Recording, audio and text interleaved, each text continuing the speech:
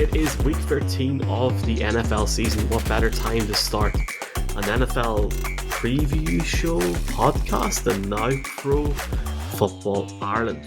Michael McQuaid, Mark Hogan, Michaela Fagan, joined here today for week 13 of the NFL season. If you're watching this, a warm welcome. You can watch us on Twitter and on YouTube as well. Check out reels or clips on Instagram or TikTok. Just search NFL Ireland as a username or type in Pro Football Ireland. But if you're listening on the podcast, a warm welcome. First off, Mark, how are you feeling ahead of week 13 of the season, man? Feeling good? Oh, it's a savage slate of games. What did I see earlier on? That 6 teams with winning records are going to be facing off. It's like what we've been dreaming about for weeks now. It's like all I suppose the top teams are playing. Like if you quickly run through, it's like, okay, Buffalo at New England. Let's see what Buffalo is like with that New England defense. We're going to get the replay of the Packers going to Chicago, where Aaron Rodgers made that comment about owning them last year. The Jets defense will match up against the Vikings offense, strength versus strength. So, I mean, I think it's really exciting. And even the likes of Tennessee playing against Philadelphia, like it's going to at least chop up the wildcard race a little bit. And we've been asking for these games to kind of like see what teams are like facing certain teams. And I suppose the headliner for me is it the NFC East game of the Giants versus the Commanders, which is massive game. But then you also have the Chiefs playing the Bengals, which that's the one I'm watching. At least they're 6 o'clock and the 9:05 game. Michaela, a warm welcome to you as well, a part of this Pro Football Ireland family. Warm welcome. Look, for people listening for the first time, I'm a Tyrone man, Mark's a Kildare man, and apparently you're from Dublin. Is this true? Of course it's true. Can you not hear it in the accent? It's not very heavy North accent, but it's a North Dublin accent. You couldn't miss it. Here, we were saying in the last podcast, this is really it's a big week. Like, I think sometimes you can take like week 7 to week 10 of the season and talk about each week as being like moving weeks in the league. But this seems like the sort of week where if you're going to start making a run, you need to start making a run now. The 49ers, I'm actually kind of surprised at, because like they don't have a bad record and like they're going up against the Dolphins. But I think this game coming up for the Bills and the Dolphins are very important, because like I checked today and I was like, wait, the Bills aren't the top of their group. It's the Dolphins. Like what? Like you automatically think the Bills are going to top that group, and then they're like automatically probably going to be like maybe the second seed after the Chiefs in the AFC. So like it's an important week. It's even, I think, an important week for the Eagles, my Eagles, because they're playing the Titans. The Titans are 7-4. I think it's going to be a very kind of rush heavy. Obviously, Jalen likes running with the ball. I think Miles Sanders has come along great. I love Sanders. And then obviously we're up against like Derrick Henry. So I think it's going to be like a very run heavy game. And then I think our rookie Jordan Davis as well he's back at practice. I'm not sure if he'll play that game now, but that's great for us because we have him and we have Dominic and like Sue as well. So like we're just kind of just like hitting it out of the park at all these positions. But I think it's definitely very important. It's going to be a very important Sunday for the Dolphins and the Bills. See who can win that race for the top spot. Yeah, absolutely. We are recording this preview podcast, whatever you want to call it, prior to Thursday Night Football. Thursday Night Football this week is the Patriots hosting the Bills. And obviously you got that other big situation in the AFC East on Sunday with a big slate of games. Bit of a different layout for this show. This is our first time doing this. We are going to look at five or six key topics going into the weekend. And obviously sometimes, as any Irish person can do, if you have the gift of the gab, you'll end up talking about something else. Maybe Mark will find a way to talk about Cliff Kingsbury at some point for no reason whatsoever. But let's jump right into it. Should the Packers try their luck with Jordan Love this week? Is the Packers going up against the Bears? Aaron Rodgers, Mark, talked on the Pat McAfee show on Tuesday, I think it was, about how he said, if I feel okay, if I'm ready to go, I'm going to play. But, at what point in the season should the Packers just let Rodgers go on IR and actually give Jordan Love that opportunity to take his chance and show the Packers, not just the fans and not just the league, but the organization, that he could be the future for this team? Surely and I get what Aaron Rodgers is saying about the whole fact as well, if we still have a mathematical chance, we can give it a go. But they have to win their next 5 games and still hope for favors. Like, they're in the dire straits here. So if it isn't this week, when? And what's your general thoughts, Mark, about this game in Green Bay, or sorry, against Chicago this weekend? Yeah, no, look, straight off the bat, I don't think there's any point benching Aaron Rodgers. It's like, you gave him the contract. You're going to have to sink a ton of dead money if he's gotten rid of. Like, best case scenario, you keep him and he's your 30 million cap hit. If you get rid of him this year, it's going to be like 100 million in dead money. So like, it's not doable, and it's not like he's the sole problem. Like, look, the whole retirement thing once upon a time was because he was unhappy with his own power, I suppose, within the organization, that, they didn't get him the wide receivers, yada yada yada. And then, like, he did get the power, so I think that kind of sorts him. If Green Bay didn't think its future was with Aaron Rodgers, you trade him last off season and you get a ton of picks. You don't wait until his market might be gone down a bit because he's not coming off 2 straight MVP seasons, because the price will have gone down after this season, because everyone will just, like, whether his play or not has declined, teams will just be able to point to the numbers and make them work in their favor. So I think if they ever intended to getting rid of him, it would have happened last year. He does turn 39 on Friday, which is, depending on when you listen to this, is either today, yesterday, or tomorrow, I suppose. But I just don't see it. It's like, at the end of the day, what happened with Jordan Love is they prematurely did a very smart move, and they tried to protect their future, because a lot of teams leave it too late to get their quarterback ready, the quarterback of the future ready. But at the end of the day, what did they get out of the first round pick? A quality backup quarterback that gives you a great safety net for the last few years. I think now that Christian Watson has been healthy, that you're able to see some signs of growth, and you can see that offense kind of move. And at the end of the day, at 39 years old, Aaron Rodgers is one of these quarterbacks that has, for the last few years, said that he loves to look after his body, just like Brady does. Brady could be playing into his 46th year next year. Aaron Rodgers will just be 39 entering the seasons, obviously. So I just don't see it. They have too big of a contract to eat, and I mean, it's Aaron Rodgers. He's an absolute legend. He could play for another few years, and like, where would he happily be traded to? I mean, maybe it's only the Jets. Obviously, the Broncos and all these teams are out of play. The Seahawks go for Aaron Rodgers. I just don't see it, Michael. Michaela, it's really interesting because, first off, for me, I think the Packers will beat the Bears this weekend in Chicago, to be fair. The really interesting thing for fans in Ireland and international fans in general is the Packers obviously completed the set in London this year and went abroad for the first time ever and played internationally. It was a good game for the neutral, but it didn't end well for Green Bay. They now, Michaela, have a late bye. The bye is next week. That's a very, very late bye to end the season. You could a 4-game stretch after that to try and get a run together. The thing for me, Michaela, is potentially you've got the Rams week 15 there after the bye for the Packers on a Monday night. If they don't win this weekend and they do play Aaron Rodgers, I think then that is a time where you give Jordan Love those 4 games and you actually almost have that trial period where you can see exactly if he is the guy for this organization. I think that's important. I mean, I support a team at the minute where the quarterback's not playing well, and there's a hell of a lot of money in behind that contract.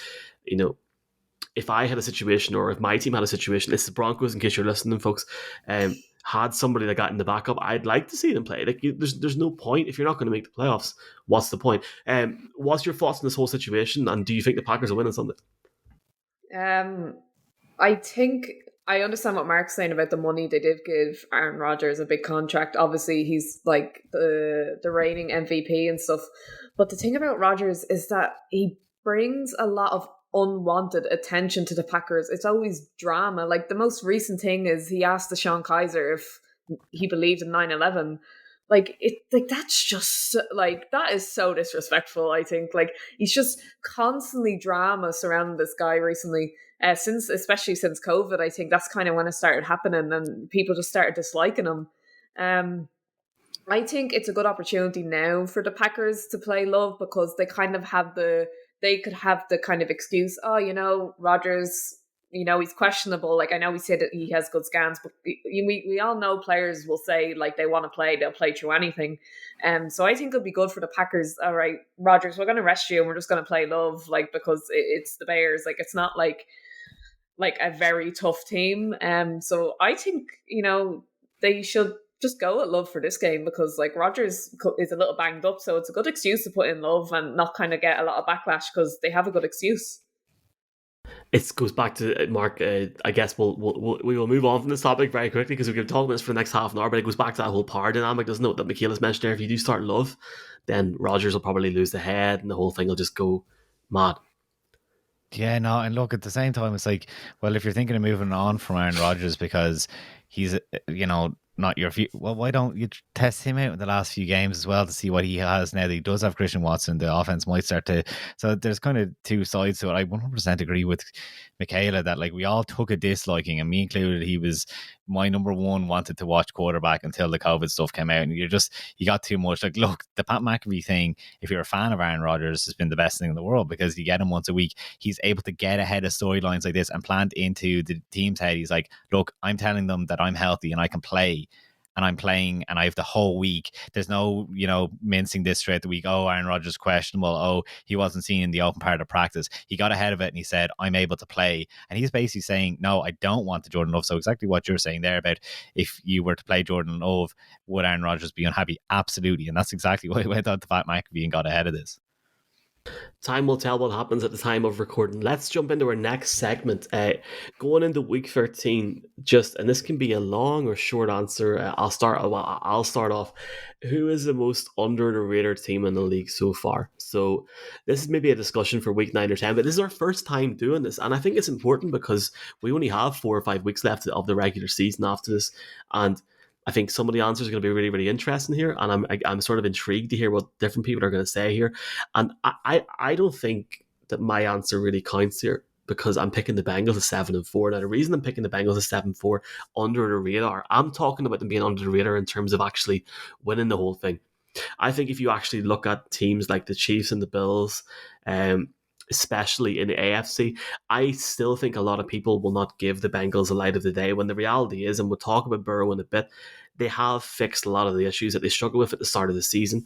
And the really, really interesting thing for me is going down the stretch is potentially looking at how the Chargers are sitting 6-5.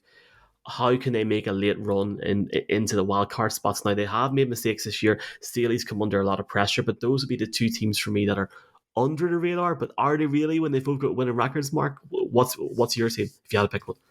No, I can only agree with you with the Bengals because they'd be my pick as well. Because look, in this NFL season where you only can have, it seems, a winning record or a losing record, there's no in between. There's no gray area where we expect the team to come from. The one team that could come from somewhere is Washington, and that started a couple of weeks ago, and they're only going against the Giants. And it's like those teams have been, built up. So it's like when you look at the Bengals, they're sitting at 7-4, and what other teams are sitting at 7-4?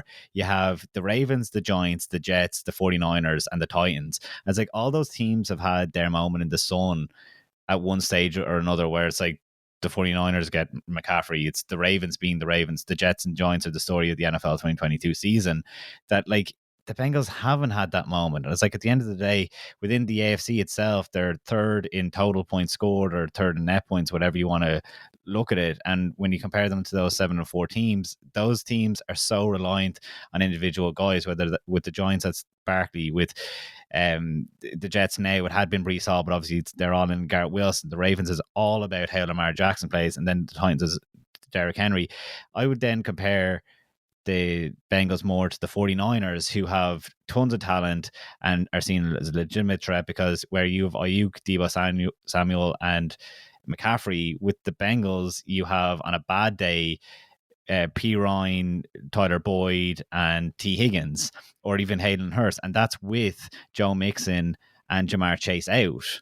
So, when you're looking at an absolute explosive play, like no one is giving the Bengals any credit. Even in power rankings, they're always behind the Ravens in their division. They might be like a number 8 in power rankings. But when we're talking about there's such disparity between the elite teams and then those guys that are just lagging behind, the Bengals, certainly they lost some games this year. They lost to the Bengals by a couple of points. They lost, I think, to they lost to the Cowboys, and they did lose to the Steelers. But in the same vein, they hammered the Jets by 15 points earlier on in the season. They hammered the Dolphins by 12 points this season, and then they beat the Dolphins a couple of weeks ago, which the Dolphins are hanging in there, or sorry, the Titans are hanging in there. So for me, I think that the Bengals aren't being given that, elite status that they deserve. And I really enjoyed looking at them. And when we come to the playoffs, you need more depth than a whole offense going through one player. So I think it's hands down for me. The Bengals aren't getting enough dues. Let's look at the Bengals and the Chiefs in more detail for a later segment. That's a great game coming up this weekend. Somebody describing it as Manning Brady-esque. We'll talk about that in a bit. Michaela, are you? I mean, we were all in the same boat with Jalen Hurts as an MVP on the audio podcast as a welcome into this week. What's your thoughts on a team being under the radar? Is there anyone that stands out to you, maybe going into week 13 of the season? I think the 49ers, you think the 49ers, I think mediocre team, just because of how they started. But then I'm like, wait, they have a 7-4 record. Like, that's pretty decent. Like, and then, like, I always think Jimmy G, I think when I think of the 49ers, I always think like they have that little bit of experience over some of the other teams just because of Jimmy G and Kyle Shanahan and stuff like that. And they've obviously been to the Super Bowl recently. I think they could be kind of like a dark horse, because like obviously as Mark said, they have like Ayuk. I really like Ayuk. Like he's always like a good bet when you're seeing who can get over their yardage. He's always a good one to go for. They have McCaffrey. I'm surprised McCaffrey hasn't gotten injured yet with the 49ers, to be honest. Well, I think that this is going to be a really important game for the Dolphins, because if I think anyone could beat them, I think it could be the 49ers.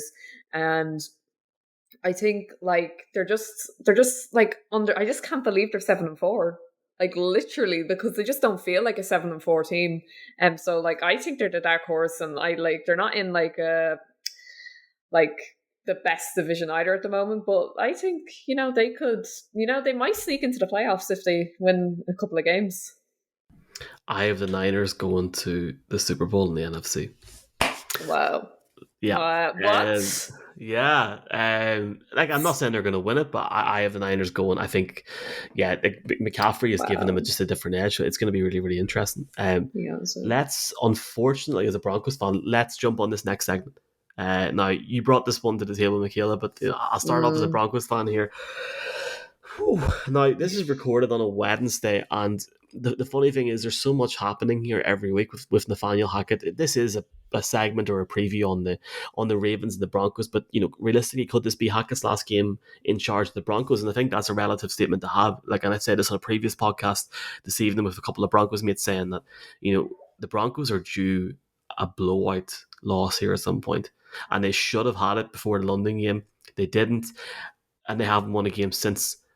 And I think that if you look at the way in which the Ravens lost against the Jaguars last week, and some of the drop passes that were dropped in the red zone by the Ravens wide receiver tight end core, I really think that the Broncos could be in for a drubbing this week.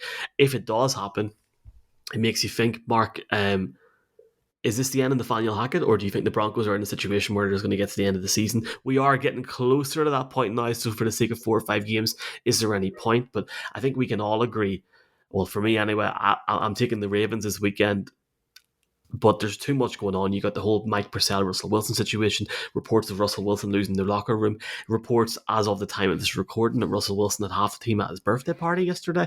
I mean, I'm at the point now where I'm getting sick of this, and as a lad that was sitting saying let's ride for the crack in April with all these Broncos memes, I've got 3 Russell Wilson jerseys in my room next door to me here, so I'm really disappointed, but I'd like Hackett to go. I would expect him to be fired. I think any normal team would fire him. He was in that job before the Walton Penner family took over. Do you think he could lose his job this weekend? And look, the Ravens are going to be going all for Levermark this weekend against the Broncos.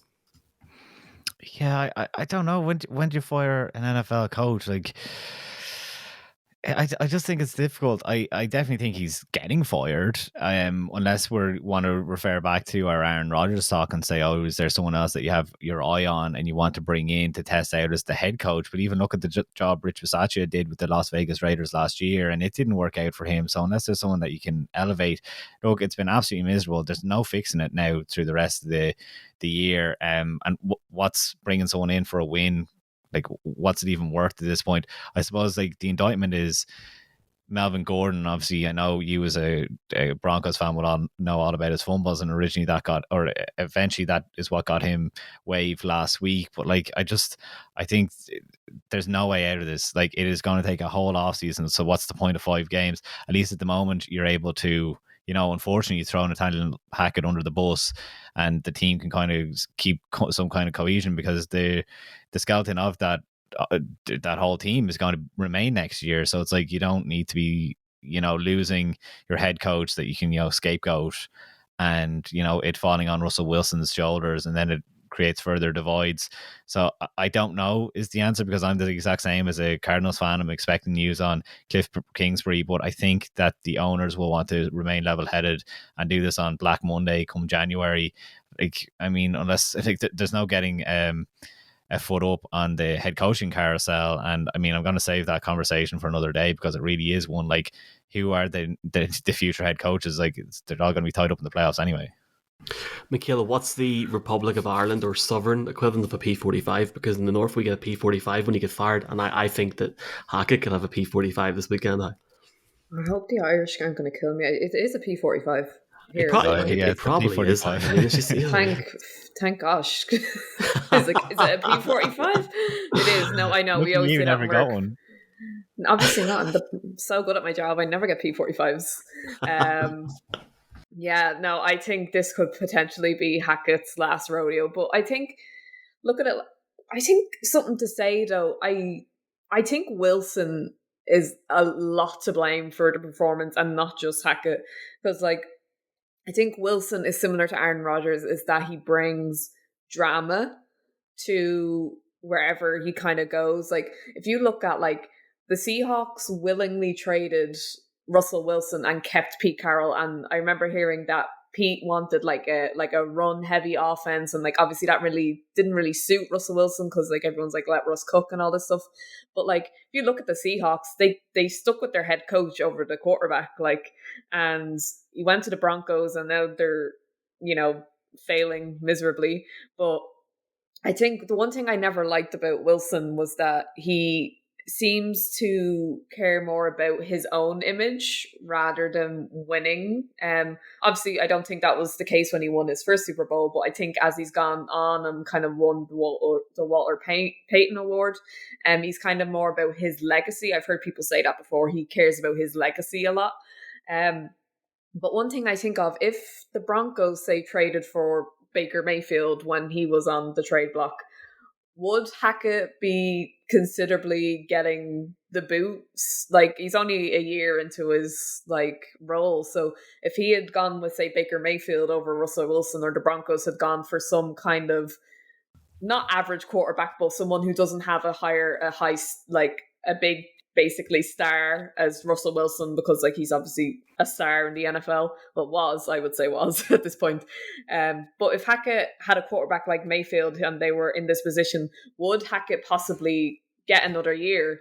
Be like, okay, we didn't trade for the best quarterback, so maybe Baker wasn't really playing well anyway, so maybe it is kind of more the quarterback's fault. And I do actually think that if Hackett had gotten someone like Mayfield or someone like Jimmy G or something like that, he would have potentially had another year. But just because Russell is so big, I do think Hackett, I think if it's a blowout to the Ravens, I think he should be gone. Yeah, I'd love to know your opinion on this, Michael, because there's been a serious amount of change at the head coaching position with the Denver Broncos out of the last few years. Obviously, Vic Fangio was the most recent one before Nathaniel Hackett. Vance Joseph, who's with you guys now in the Cardinals. Yeah. Who, and I think actually Vance Joseph is running an excellent defense, and everyone knows that Vic Fangio is all about his defense. If you were to have one back, but it's like, are these the rawest feelings you've had about the head coach, that it's like he is the one that you definitely would not have back?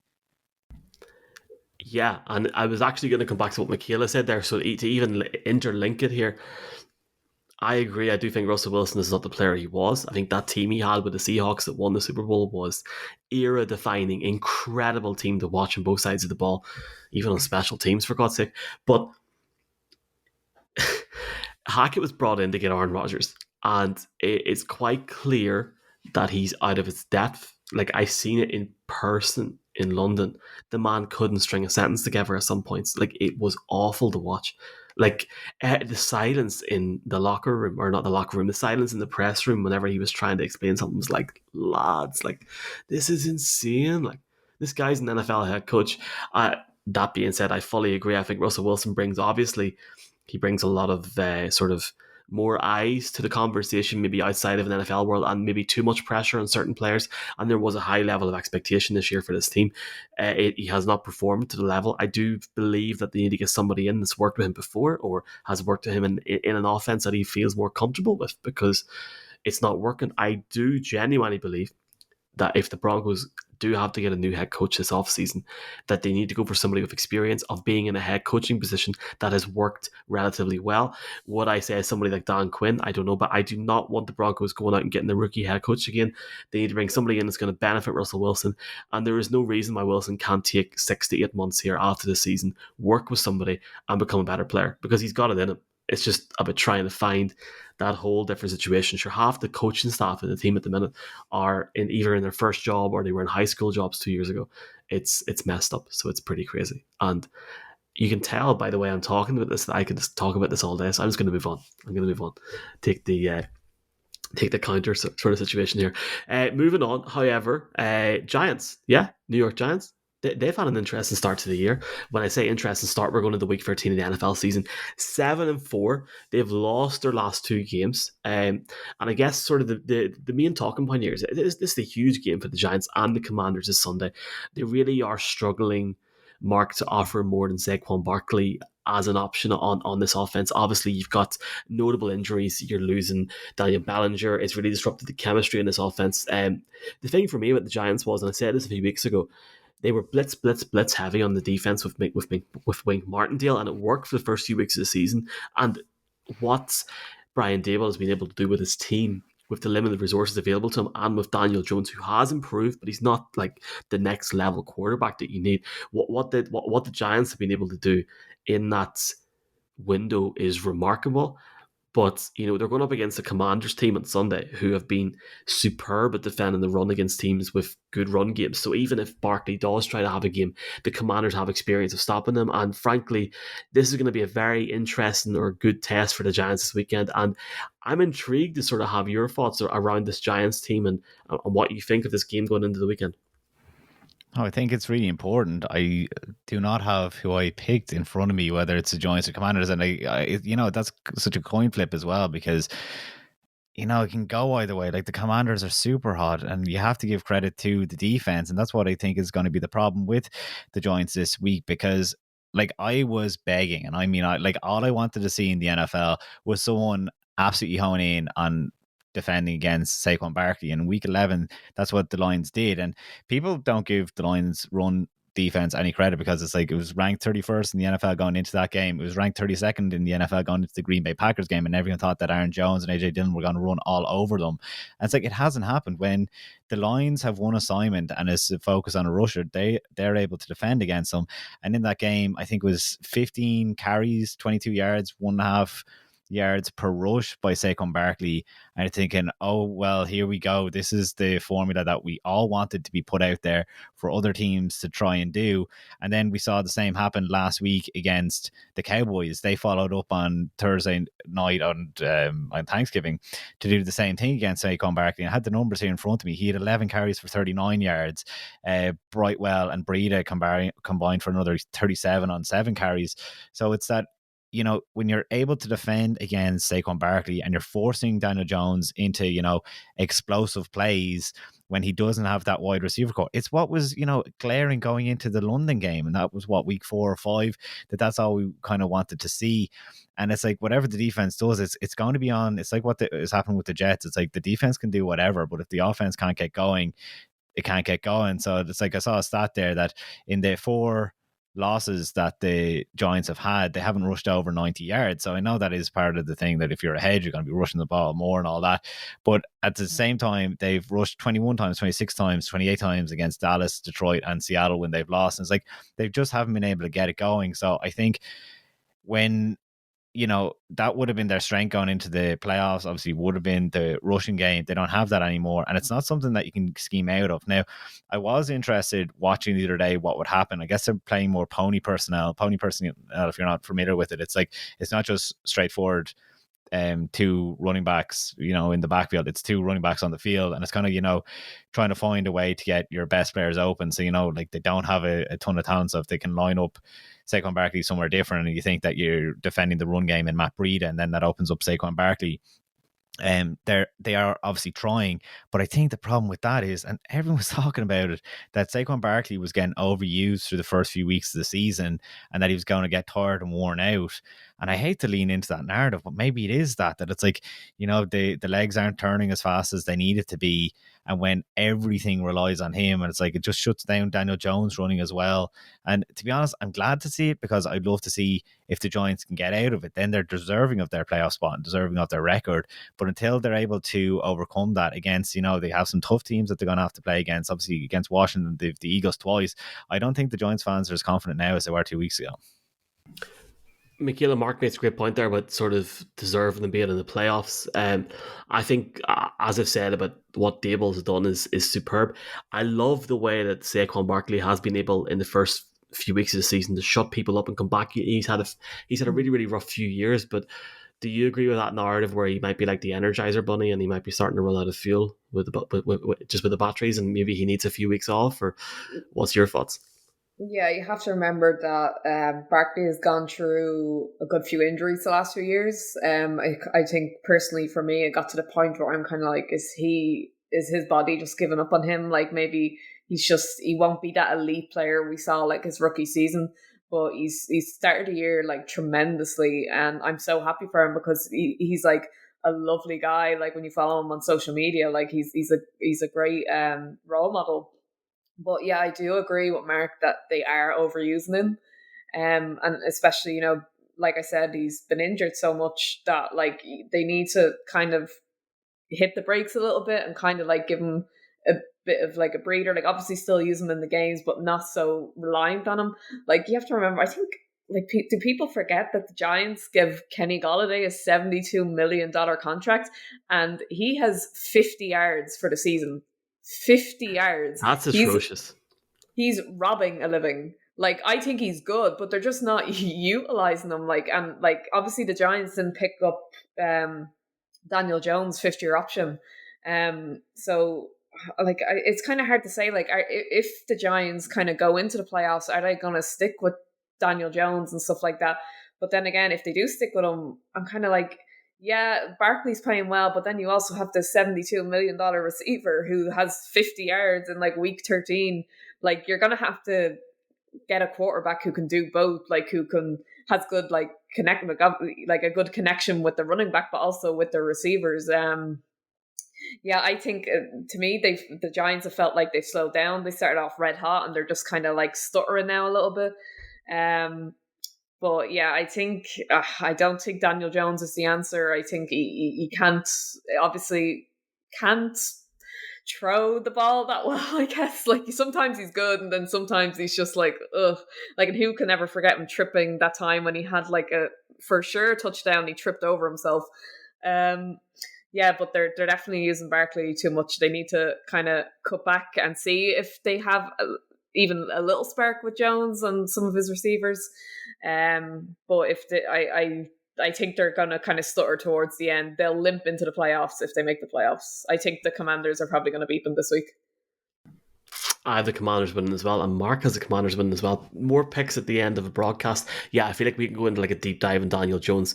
I think the Giants fan base have been deserving of the season that they've got so far. They've been through an awful lot to get to this point. So hopefully for them, they get a few weeks of happiness. But yeah, I don't want to start talking about Daniel Jones because I'll be here all day if I do. Let's jump into the penultimate topic this weekend. And don't worry, we'll talk about Odell next week, Giants fans. Who knows what's going to happen there at the time of recording. We've got a really, really good game on Sunday. We've got the Bengals going up against the Chiefs. It's in the late window at 9:25 in Ireland. I'm presuming the game is on television in Ireland. I will confirm that in the comments. It's really interesting because after what was a really sort of tough start to the season, Joe Burrow has led this team into contention. And you have to argue he is now, and we said this on our first podcast, that he is playing like an MVP candidate. Can he average that out over the last few weeks of the regular season? And it's funny because Tyler Boyd compared the game this Sunday as like Manning against Brady. It's like it's only the third time that Burrow and Mahomes are actually meeting. So Burrow's 25, Mahomes is 27. So you're going to see these guys go up against it for the next 10, hopefully 10, 15 years. Joe Burrow came out this week, Mark and Michaela, saying that he expects Jamar Chase to play, saying we'll see how it goes the rest of the week. So that obviously does play a lot into it, and I know it's hard to make a pick or to give your suggestion if you're recording on a Wednesday. But Chase hasn't played since that win over the Falcons in Week 7, and the Bengals, for me, Mark, have done really, really well on the line. The line looks a lot better in terms of their protection. They're 27th in pressure rate. They're third in the league in rush EPA per play. They are getting there. Joe Burrow has been given the space to make his plays. If Jamar Chase plays, and if Joe Burrow and the line hold up, I am taking the Bengals to upset the Chiefs this weekend. And frankly, I think it's going to be a hell of a game. But I think with the game being in Cincinnati, that could be the X factor. But I'm all in on this whole Burrow bus for the rest of the season. This is going to be a hell of a game on at the weekend. Yeah, there's kind of two things to it. Like, if Jamar Chase and Joe Mixon are back and they lose, then, it creates that narrative going into the playoffs that you kind of don't want. You are on full strength. But one way or another, it's kind of a win-win for the Bengals, because at least they'll be able to come back and say, oh, yeah, well, those guys weren't fully healthy.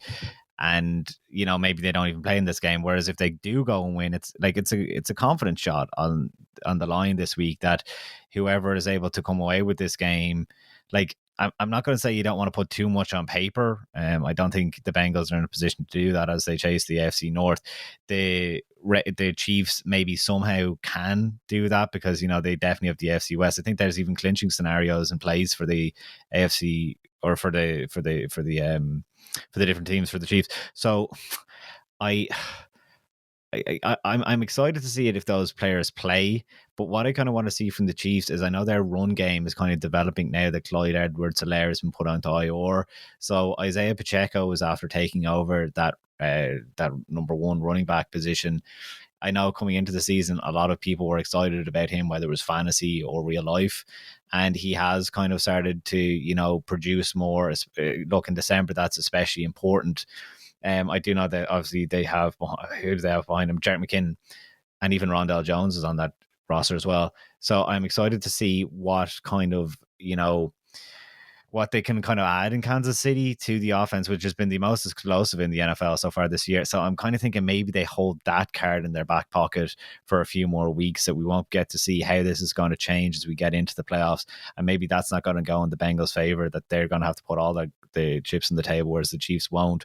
In terms of who wins it, I think it's an absolute coin toss. I think that the betting line isn't as favorable to the Bengals. And I know we talked about them at the top of the show, so we don't need to really go into it again. But like, Kansas City is flying on all cylinders. I think the Bengals, though, because like we were saying that they're under the radar, that a win here is kind of massive for them. And, the game as a whole is massive to them, because do they want the headlines or not? I think it's kind of unfair what's going on with them, because last year it's like we almost got bored of this whole narrative of, oh, the Bengals are good, and now we're not giving them credit. But like, if Jamar Chase comes back into that offense, it's like I would rather watch that Cincinnati Bengals offense than the Bills at the moment.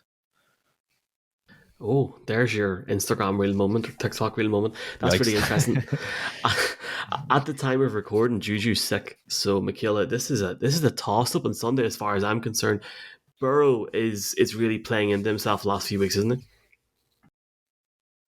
Yeah, I think the Bengals didn't start off well this season. And Burrow is obviously in kind of the talks for the MVP race, so he's obviously, playing well, back to kind of doing what we know he can do. And then obviously Jamar's been out a good few weeks, so like if he comes back, like it's just hopefully like it's just going to be that lightning in a bottle thing.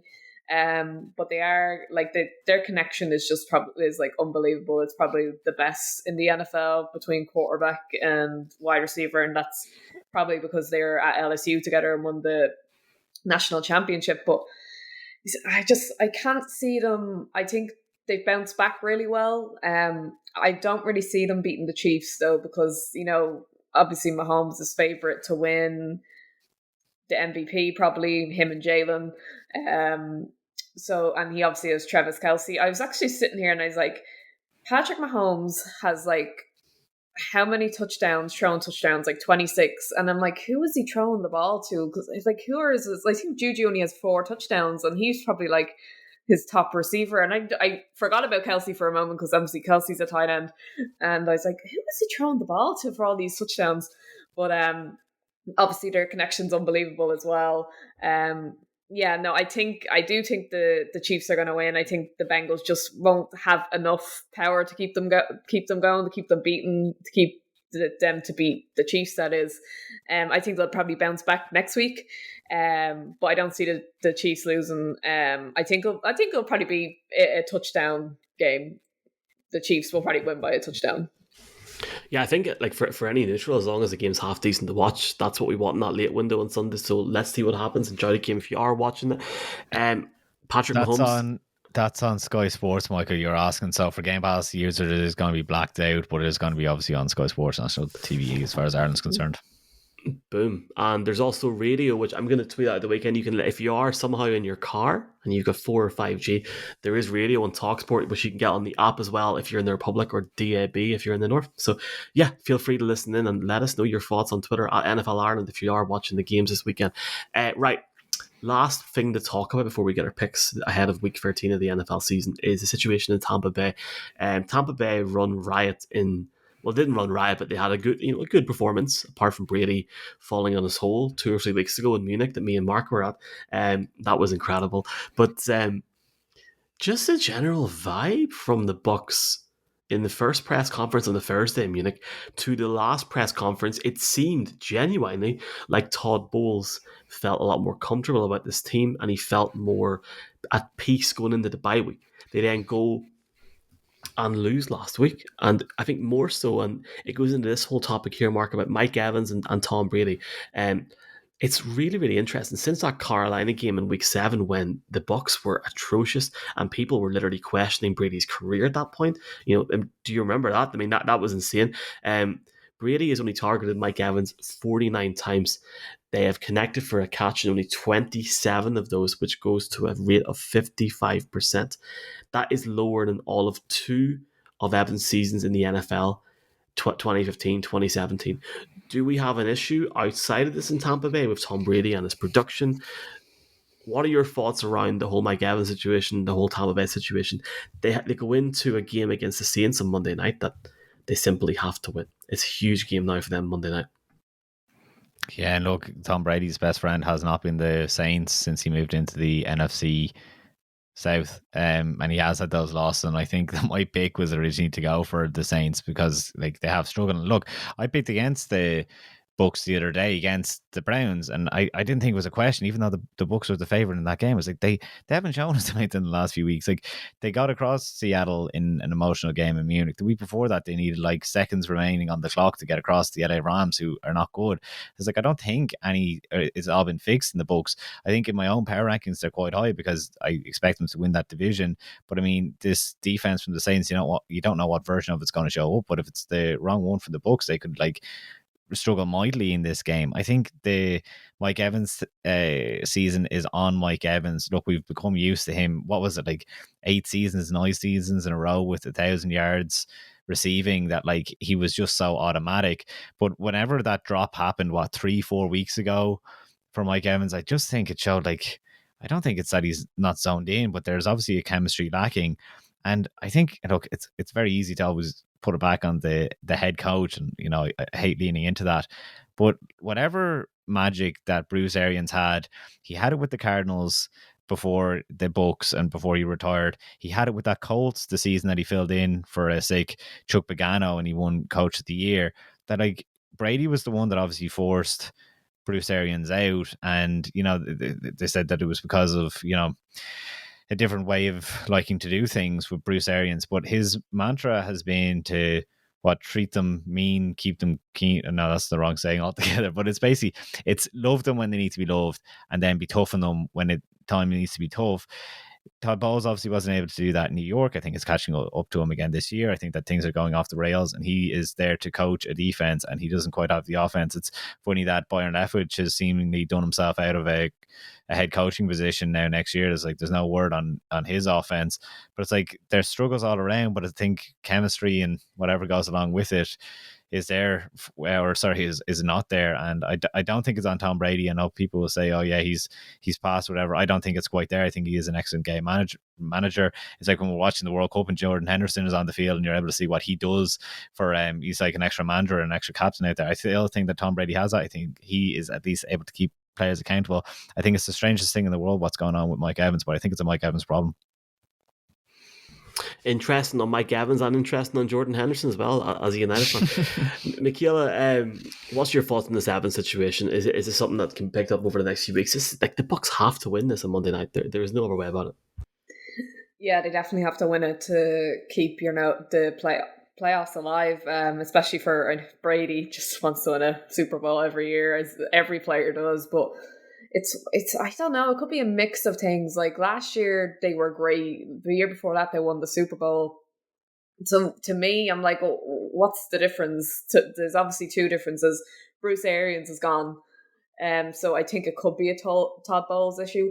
But then also Brady, I know Brady's probably the greatest of all time, but I think people have to remember that he's only human and he's obviously going through a difficult personal thing right now. So maybe is that affecting his play or his chemistry or his love for the game a little bit? Like it could be.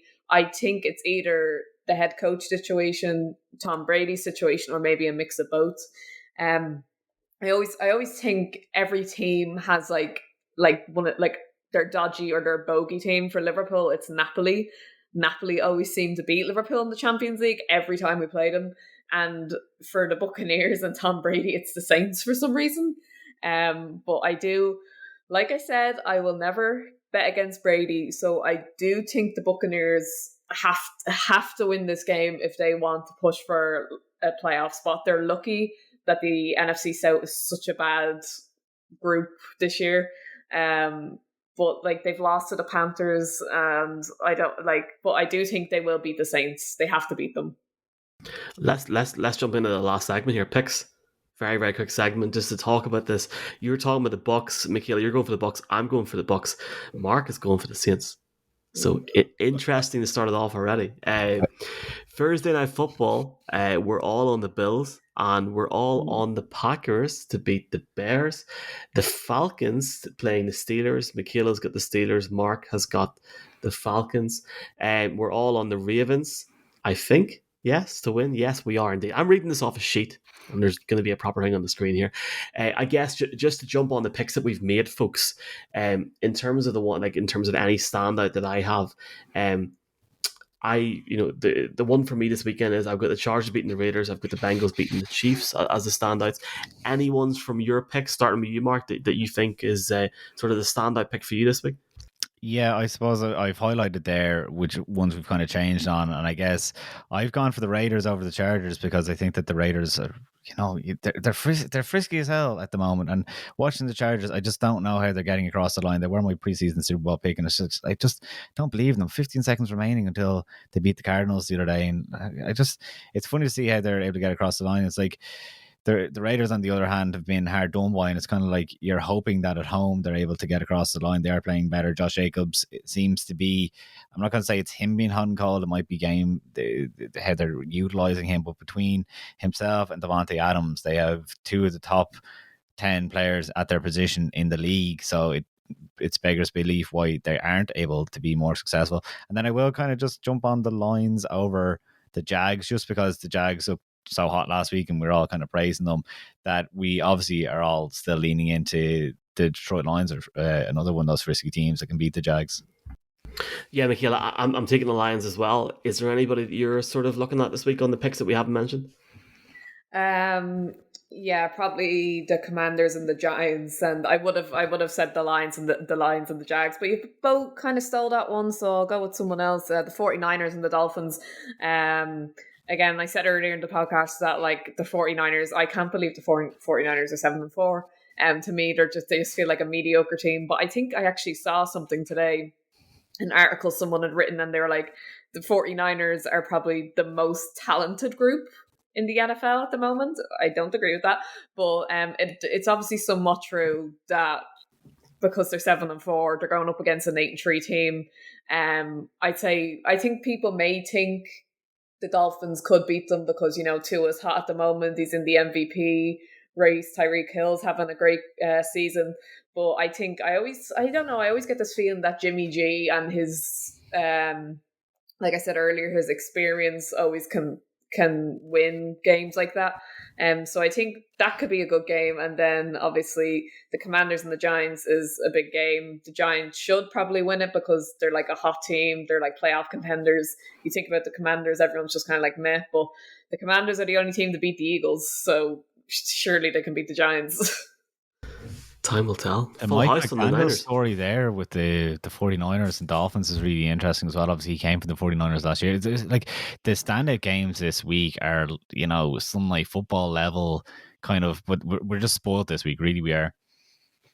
Time will tell what the matches are. I agree with you. There's some, like, it's good that we've got a better late window this week. Let's just put it that way. But if you are watching the games this week, do enjoy the action in week 13 of the season. We really appreciate you listening or watching this first broadcast with myself, Mark, and Michaela. It's been really, really good crack, and I really appreciate it. And I want to thank everybody over the last few days for their love and their support online. It's been great crack, and it's been great chatting to you as well, folks, and it's great to see the Irish NFL scene sort of expand online as well. So definitely appreciate it. I'll drop everybody's socials in the bio for the podcast and on the YouTube video. I will ask folks, if you are listening to this, please do like, share, subscribe, give us some feedback, do leave a review.